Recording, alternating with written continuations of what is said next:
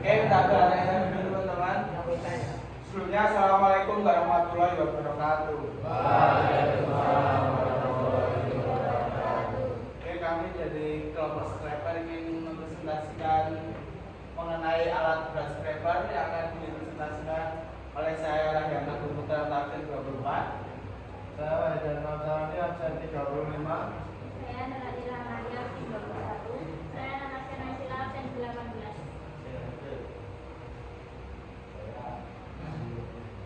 Oke, pengertiannya. Pengertian scraper adalah alat berat yang mempunyai banyak fungsi dalam pemindahan tanah, yaitu untuk menguat, mengangkut, dan membongkar muatan sekaligus. Sifat material yang dikerjakan itu adalah material lepas. Selanjutnya ada penggunaan. Fungsi alat berat scraper digunakan dalam rangka mengaruk tanah, mengangkut, dan juga menaburkannya pada suatu tempat yang akan digarap. Nantinya tercipta pemerataan secara berlapis-lapis. Selain fungsi-fungsi tersebut, alat berat ini juga dapat difungsikan untuk pengadaan permukaan tanah yang telah digali dan saat pembuatan konstruksi jalan, landasan, atau lapangan terbang. Jenis-jenis scraper, yang pertama ada tow scraper, yang kedua ada motor scraper, yang ketiga ada self loading scraper. Terus penjelasannya, tow scraper itu alat yang dioperasikan dengan ditarik oleh bulldozer karena tidak memiliki mesin sendiri, jadi mereka harus saling tarik. Terus jarak angkut maksimalnya 500 meter dan umumnya ditarik oleh crawler traktor dengan kekuatan 30 HP atau lebih. Kapasitas materialnya berkisar antara 8 hingga 30 meter kubik. Terus ada motor scraper menggunakan mesin tunggal atau dibantu bulldozer juga. Jarak angkutnya antara 500 hingga 2000 meter, cocok untuk tanah lunak dan medan luas.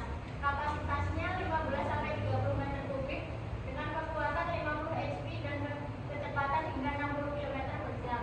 Yang terakhir ada self loading scraper.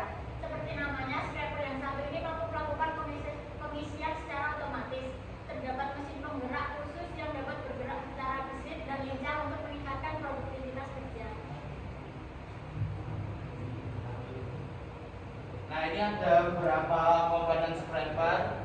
Jadi komponen scraper itu yang pertama ada traktornya. Jadi ini itu namanya traktornya.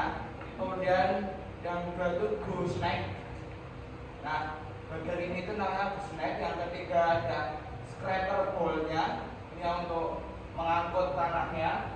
Kemudian yang keempat steering cylinder. Nah, ini namanya steering cylinder. Dan yang kelima adalah ball cylinder ini.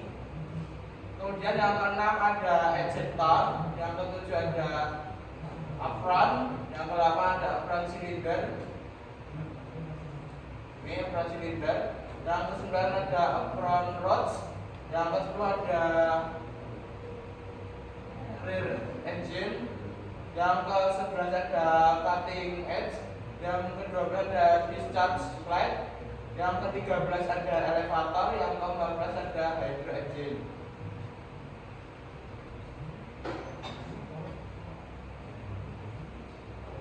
Nah, di scraper itu memiliki 4 komponen penting. Yang pertama itu ada bowl tadi. Jadi bowl itu adalah bak penampung muatan terletak di antara ban belakang dengan kapasitas 3 sampai 38 meter kubik. Kemudian komponen kedua ada apron, bagian dinding lengkung atau depan bowl yang dapat digerakkan secara hidrolik. Apron berfungsi mengatur aliran material keluar atau masuk bowl. Saat mengangkut material, apron akan tertutup dan posisinya berada di atas cutting edge. Ketika mengaruk dan membongkar material, apron akan terbuka.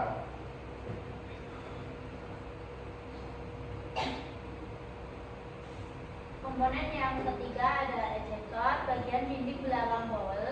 Ketika scraper memuat atau mengangkut material, bagian dinding ini tidak bergerak. Namun saat membongkar muatan, ejector akan bergerak maju dan mendorong material keluar dari bowl. Alat ini digerakkan melalui sistem hidrolik. Yang keempat, cutting edge. Pisau baja yang berada di bagian depan bawah depan sampai bawah bolt, fungsinya melakukan penetrasi ke dalam tanah. Karena fungsi ini, cutting edge bisa mengalami kerusakan jika mengenai benda keras ke dalam tanah. Jika bagian ini rusak, maka harus segera diganti supaya tidak rusak.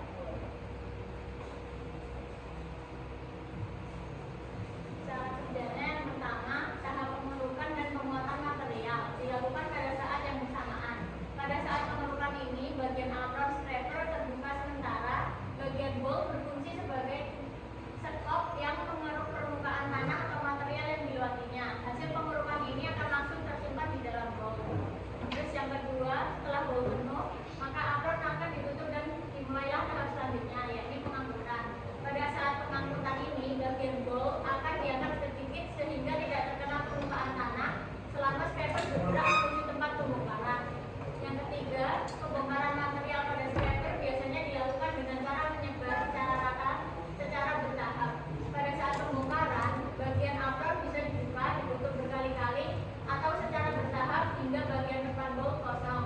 Setelah itu, bagian ejector akan mendorong sisi material yang ada di belakang bolt. Jadi singkatnya sistem kerja scraper itu jadi yang pertama itu dia mengeruk dan penguatan material, kemudian material itu diangkut dan yang tahap tadi yaitu pembongkaran atau kayak hasil materialnya itu dibongkar ke lokasinya. Begitu.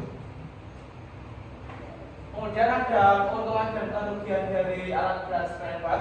Untuk keuntungannya, yang pertama adalah merupakan alat yang multifungsi. Yang kedua, scraper juga dapat digunakan secara bersamaan untuk menambah banyaknya muatan dan jarak tempuh. Yang ketiga, dapat digunakan untuk mengeruk daerah seperti bendungan. Kerugiannya, scraper tidak efisien jika digunakan melakukan dalam jarak yang relatif jauh. Yang kedua, bila kondisi kurang layak, scraper memerlukan bantuan alat berat lain untuk bekerja. Untuk perawatan scraper, yang pertama pemeliharaan rutin, yang kedua pemeriksaan sistem hidrolik, yang ketiga pelumasan yang tepat, yang keempat perawatan target, yang kelima pelatihan operator secara berkala. Nah ini bisa difoto teman-teman, ini ada sedikit video scraper dari kami. Nah, kesimpulannya adalah scraper adalah alat berat yang biasanya digunakan untuk pengangkutan material-material. Scraper itu mempunyai beberapa jenis, yaitu motor scraper, top scraper, dan self-loading scraper. 4 komponen penting scraper yaitu ada bolt, apron, ejector, dan cutting edge. Untuk cara kerjanya itu yaitu pengerukan dan penguatan material, kemudian pengangkutan material, serta pembongkaran muatan. Kemudian salah satu keuntungan dari scraper itu, scraper merupakan alat yang multifungsi. Dan salah satu kerugian dari scraper itu tidak efisien jika digunakan dalam jarak jauh. Nah ini data pustaka yang kami gunakan ada beberapa sumber. Oke, terima kasih. Kami membuka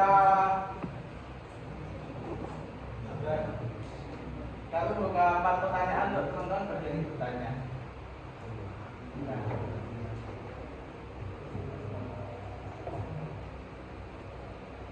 Silakan Mas Dewi.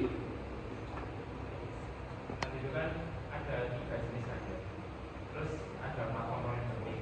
Dari keempat komponen penting itu apakah ada semua komponen di situ? Untuk jawab.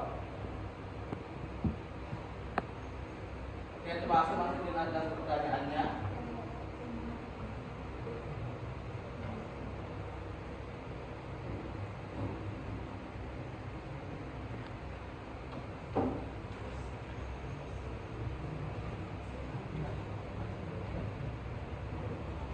Setahu saya ya Presiden, kan ini sebagai 4 komponen penting dari scraper. Otomatis kan 4 komponen penting ini kalau tidak ada scraper tidak jadi yang namanya scraper gitu loh. Jadi setahu saya mungkin dari 3 jenis alat scraper itu di 3-nya itu include sama 4 komponen penting. Jadi kalau tidak ada 4 komponen penting itu nanti takutnya scraper tidak bisa berfungsi dengan maksimal. Ada lagi? Lanjut, analisa. Boleh kita slide berikutnya. Gunanya bagian alat ini digerakkan melalui sistem hidrolik. Nah, sistem hidrolik itu alat itu pengaplikasiannya. Jadi sistem hidrolik yang Iya. oke, terima kasih atas pertanyaannya. Jadi sistem hidrolik yang digunakan scraper itu jadi satu ini. Ada bahkan saya pernah lihat itu cuci mobil. Nah, itu jadi kurang lebih senang. Jadi saat apa ya namanya ya? Ini yaitu apa?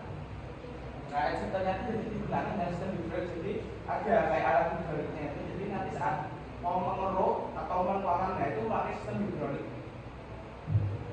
Terima kasih. Ada lagi?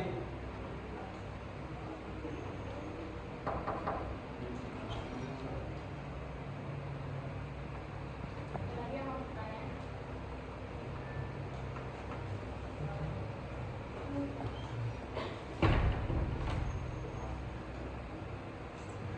Silakan kan bukan pertanyaan. Ayo tanya-tanya. Ayo segera. Oh ya, terima kasih. Mana sudah? Sebetulnya sebenarnya ya maksud dari pada slide yang bagian jenis-jenis scraper.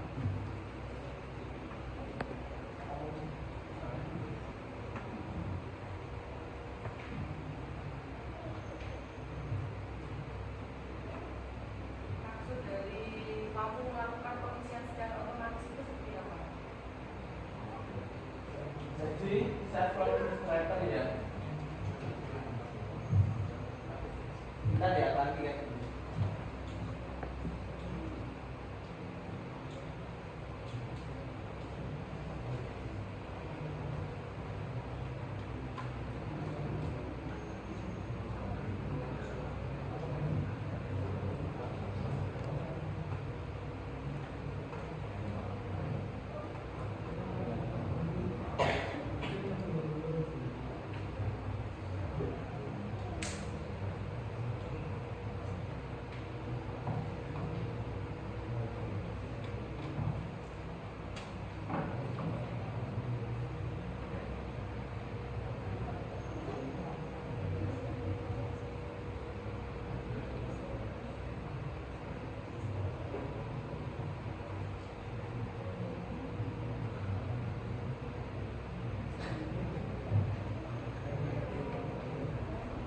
Jadi untuk server di scraper ini setahu saya jadi di scraper itu mempunyai teknologi.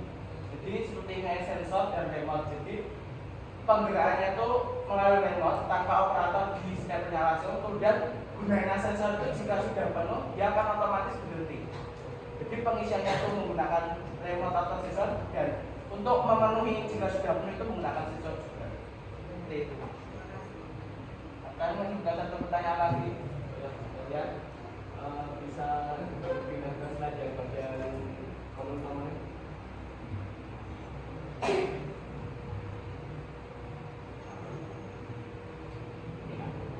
Itu saya mau tanya yang nomor 2 ya, cruise snack itu fungsinya untuk apa itu? Cruise snack.